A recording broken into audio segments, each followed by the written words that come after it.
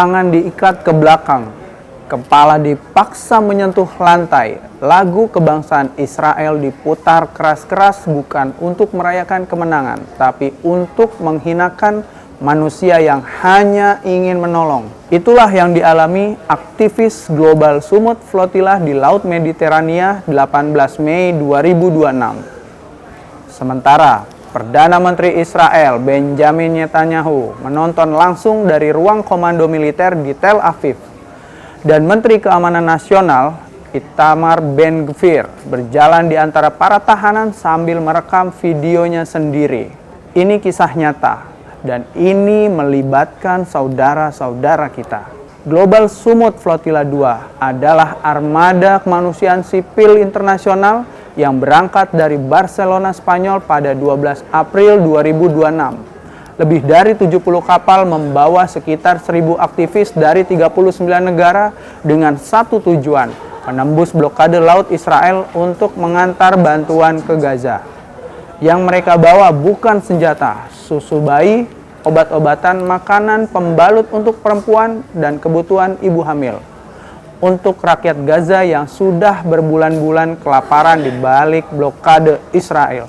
Setelah gelombang pertama armada dicegat di perairan Yunani dan para aktivis dibebaskan beberapa hari kemudian, misi dilanjutkan dari Marmaris, Turki. Disinilah 9 warga negara Indonesia ikut bergabung.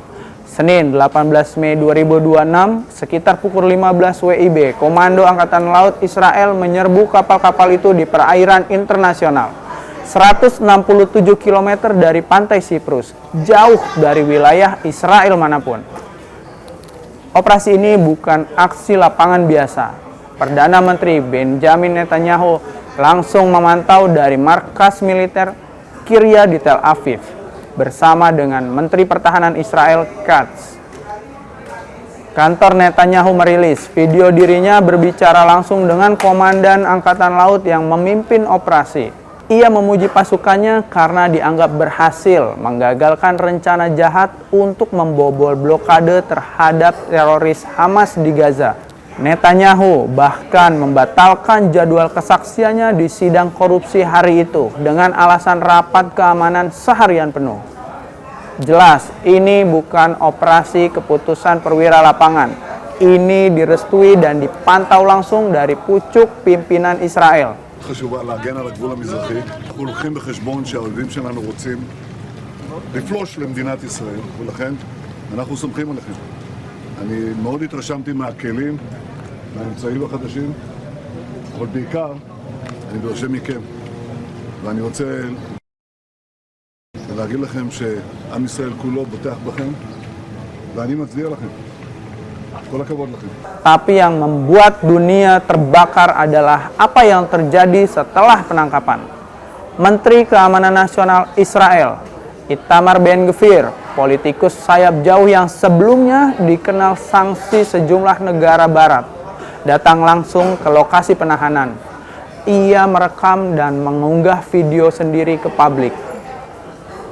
Dalam video itu, para aktivis terlihat tangan diikat ke belakang, berlutut, kepala menyentuh lantai di geladak kapal dan di area pelabuhan Asdod yang disulap jadi penjara darurat. Ben-Gvir berjalan di antara mereka, melambaikan bendera Israel yang besar dan berteriak kepada para tahanan, "Selamat datang di Israel, kamilah pemilik rumah ini." עם הרבה גאווה, כגיבורים גדולים. תראי איך הם נראים עכשיו, תסתכלי. תראי איך הם נראים עכשיו. לא גיבורים ולא כלום, תומכי טרור. ואני אומר לראש הממשלה נתניהו, תן לי אותם לעוד הרבה זמן. תן לנו אותם בבתי הכלא של המחבלים, ככה זה צריך להיראות. Seorang aktivis yang diborgol dan berteriak Free Palestine saat Ben-Gvir lewat langsung didorong oleh petugas ke tanah. Ben-Gvir juga memerintahkan penjaga untuk tidak perlu peduli dengan teriakan para tahanan. Sementara suara aktivis perempuan menangis terdengar di latar belakang video yang beredar. Dan sebagai puncak penghinaan, lagu kebangsaan Israel diputar keras-keras melalui pengeras suara saat ratusan orang berlutut di hadapannya. seolah cuci tangan. Bahkan Netanyahu sendiri kemudian mengecam menterinya. Melu Israel Saar menulis, "Kamu sengaja merusak negara ini dengan pertunjukan memalukan ini." Tapi Ben Gvir tak sedikit pun menyesal. Di antara lebih dari 430 tahanan itu ada 9 orang dari Indonesia. 4 jurnalis, di antaranya Bambang Noroyono dan Todi Badai dari Republika, Rahendro Herubowo, dan Andre Prasetyo Nugroho dari TV Tempo. Sementara itu, 5 aktivis kemanusiaan yang ikut disandra antara lain Andi Angga Prasadewa dari Rumah Zakat, Hendro Prasetyo, Herman Budianto, Sudarsono dari Dompet Duafa, As'ad Aras, dan Ronggo Wirasanu. Mereka bukan petualang nekat, mereka tahu resikonya dan tetap pergi karena percaya bahwa bantuan itu harus sampai. 9 orang WNI tersebut mengirimkan video pesan darurat atau SOS mengonfirmasi bahwa mereka ditahan tentara Israel. Sinyal terakhir sebelum kontak terputus. My name is Hendro Prasetyo Bakti. I am a general participant from Indonesia. If you are watching this, the Israel regime have kidnapped me in international waters. I am part of a non-violent civilian mission sailing to break the illegal siege, deliver aid, and stand in solidarity with the people of Gaza.